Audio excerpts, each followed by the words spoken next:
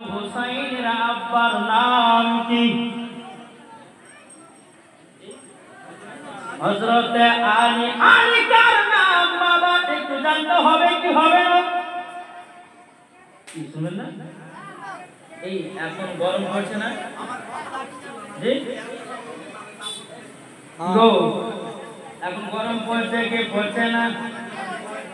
ঠান্ডার সিজনে ঠান্ডা লাগে, গরমের সিজনে গরম লাগে কি লাগে না? লাগে তো। কিন্তু আলী কার নাম?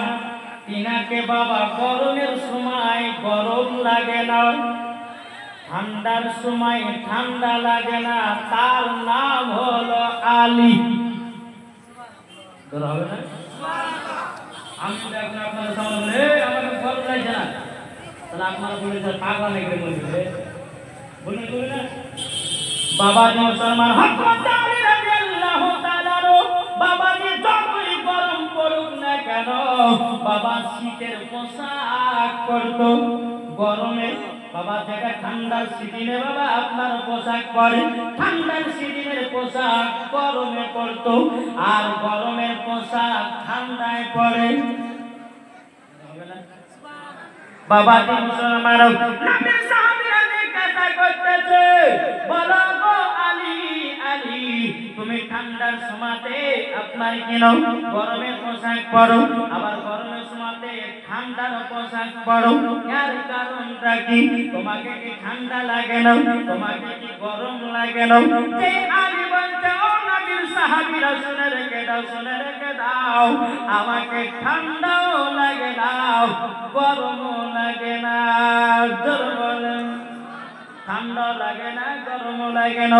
বাবাজি মুসলমান ভাইয়ের এই সোনা মানিকেরও নবীর সাহাবীরা বাবা আপনার নবীর কাছে গেলেন, ইয়া রাসূলুল্লাহ, ইয়া হাবিবাল্লাহ, নবী গো আপনার কাছে আমরা একটা কথা জানতে চাই। বলে কি কথা? বলো গো নবীজি, আপনার জামাই আলী ঠান্ডার সিজনে আপনার কিনা গরমের পোশাক পরে, আবার গরমের সিজনে ঠান্ডার আপনার পোশাক পরে। নবী গো এর কারণটা আমি বুঝতে পারলাম না। নবী গো আমাদেরকে এত গরম লাগে, আর আমি গরমের সময় মোটা মোটা কাপড় পরে বেড়াই, ওনাকে গরম কেন লাগে না? আমার সাহেবের আওলাদ নূরে মুজাসসাম নবী কামলিওয়ালা মক্কি ও সারদার আহমদে মুক্তার নবী মুহাম্মদ রাসূলুল্লাহ সাল্লাল্লাহু তাআলা আলাইহি সাল্লাম তিনি বলতো, আমার সাহাবীরা একদিন হযরত আলীকে জ্বর হয়েছিল। আমার নবী বলছে আলীকে, এই সাহাবীদেরকে বলছে, এই সাহাবীরা শুনো, আলীর এই পোশাকের কারণ হলো, শুনে নাও। বলে কিসের কারণ হলো? বলছে কারণটা হলে এটাই, হযরত আলীকে জ্বর এসেছিল। আচ্ছা বলুন, কারণ যখন জ্বর আসে, জ্বর যখন আপনার শরীরে চলে আসে, আচ্ছা বলুন সেই সময়তে ঠান্ডা লাগে না গরম লাগে? ঠান্ডা লাগে না? আবার যখন জ্বর ছুটে যায় তখন গরম লাগে, হালকা মানে যখন জ্বর আসে তখন গরম লাগে, ঠান্ডা লাগে। আবার যখন জ্বর পালিয়ে যায় বাবাজি শরীর গরম হয়ে যায়। আমার নবী মুস্তাফা বলতেছে, ও সাহাবীরা একদিন হযরত আলীকে জ্বর হয়েছিল, আমার কাছে এসেছিল। আমার কাছে আসার পরে বলতেছে, বলে নবী গো, নবী গো আপনার কাছে একটা আবেদন করব। নবী গো আমার তো জ্বর ভালো হয় না, নবী গো আপনি দোয়া করে দিন, দোয়া করে দিন আমার শরীরের জ্বর যেন ভালো হয়ে যায়। আমার নবী মুস্তাফা সাহেবে আওলাদ সাল্লাল্লাহু তাআলা আলাইহি সাল্লাম তিনি আপনাকে কি করলেন বাবা? তিনি আপনার আল্লাহর কাছে দোয়া করে, আল্লাহ আল্লাহ হযরত আলীকে গরম যেন না লাগে, ঠান্ডা যেন না লাগে। আমার নবী মুস্তাফা দোয়া করলেন। তাই আমার নবী বলতে বলো সাহাবীরা, আলীকে গরমের সময় গরম লাগে না, ঠান্ডার সময়তে ঠান্ডা লাগে না, আমার নবীজির দুয়ার কারণে। তাহলে বলুন এই আলী কার নাম? জি, তাহলে বাবাজি এই আলীর বাবা যদি এইরকম হতে পারে, তো ইমাম হাসান হোসাইনের পাওয়ার কেমন হতে পারে? পাওয়ার হবে না, হবে না? আব্বার পাওয়ার যদি এরকম হতে পারে, ইমাম হাসান হোসাইনের পাওয়ার বেশি হবে না কম? জি শুনতে পাবেন, আসুন এবং মন দিয়ে শুনতে হবে, আর শোনার পরে একটু আমল করার চেষ্টা করতে হবে। কি বলছে, আমরা অনেকে মানুষ আছে এই কান্দে ঢুকানো, এই কান্দে বের করে ফেলে দেয়, বাড়ি বাড়ি গেলে এর নাম জালসা শোনা না। জালসা শোনা তাকে বলা হয় যে আলিম ওলামা যেটা বলবে শোনার পরে আমল করা, ওইটাকে বলে জালসা শোনা। জালসা মানে হলো বসা, জালসা মানে বসা। আপনারা বসে বসে হাদিস কোরআনে বাণী শুনছেন, তাই বাবাকে শোনার পরে একটু আমল করতে হবে না, হবে না? জি, আমার নবী মুস্তাফাকে মুহাব্বত করে মানার পরে জান্নাতি হবে। একবার দুরূদ নাজরার পাঠ করুন, আল্লাহুম্মা সাল্লিনা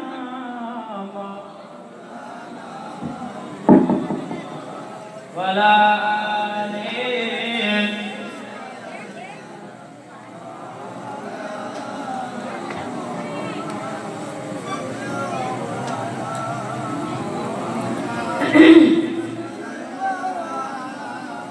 মুহাম্মাদ আলা আলি মাওলানা মুহাম্মাদ সাল্লাল্লাহু তাআলা আলাইহি সাল্লাম। বাবা যে মুসলমান ভাইরা এই শোনা মানে কেরম আলী কাররাম আরেকটা বলি বাবা, তারপর ইমাম হাসান হুসাইনের জীবনী দিকে যাব, শুনতে রাজি আছেন তো?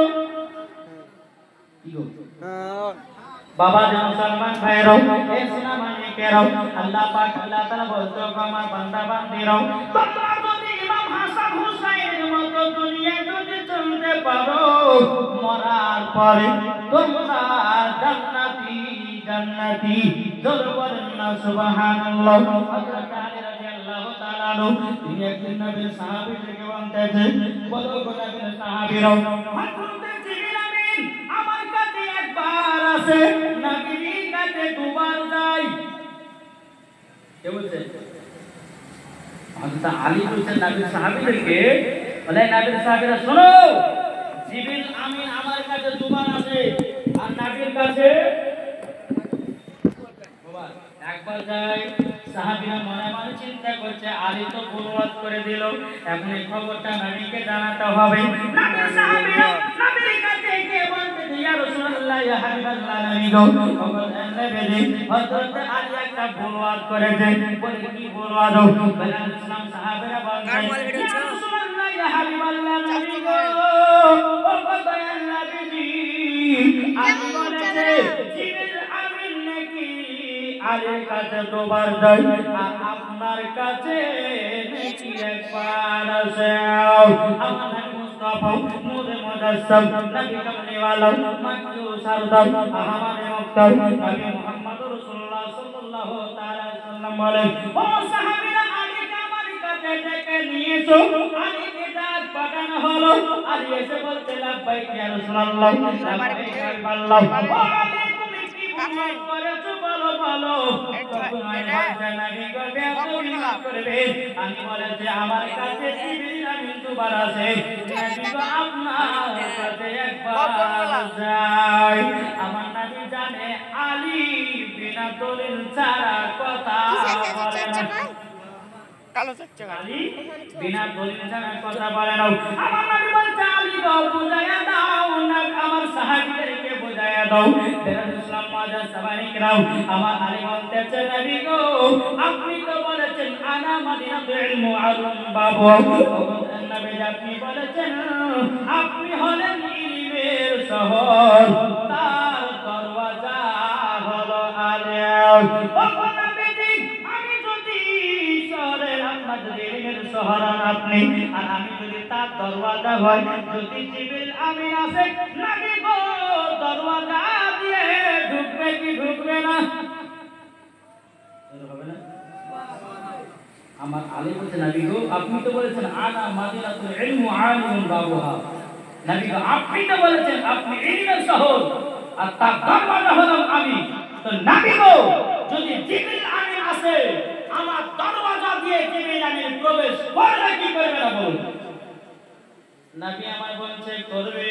জোরে বলেন সুবহানাল্লাহ। হযরত আলী বলছে, নবী গো ঢুকবার সময়তে একবার জিবরিল আমিনের সঙ্গে সাক্ষাৎ হয়, নবী গো আপনার সঙ্গে সাক্ষাৎ করে নেওয়ার পরে বারবার সময়তে আর একবার জোরে বলেন সুবহানাল্লাহ। নবীজি গো তার জন্য আমি বলেছি জিবরিল আমিন আমার কাছে দুবার যায়, নবীজির কাছে একবার আসে। জোরে বলেন না সুবহানাল্লাহ। সুবহানাল্লাহ। দেখো দেখো আমার আলী বিনা দলিল ছাড়া কথা বলে না। জোরে বলেন সুবহানাল্লাহ। এর নাম বাবা আলী। আর একটা বাবা ঘটনা আপনাদেরকে শোনাই। বেনারসের মাদার সামানি গ্রাম, এই সামানি গ্রাম একদিন আমার নবী মুস্তাফা বাবাজি হযরত আলীকে বলতে বলে, আলী গো তুমি আমার বিটি ফাতেমাকে বিয়ে করতে চাও? আর বলে সাহাবীরা আমার বিটিকে বিয়ে করতে চাই, আমি কাউরে মনে ধোঁকা দিতে চাই না। তবে শুনে না আলী গো, আমি একটা প্রতিযোগিতা করব, এই প্রতিযোগিতায় যে ফার্স্ট হবে আমার বিটি ফাতেমার সাথে তার বিয়ে দেব। জোরে বলেন।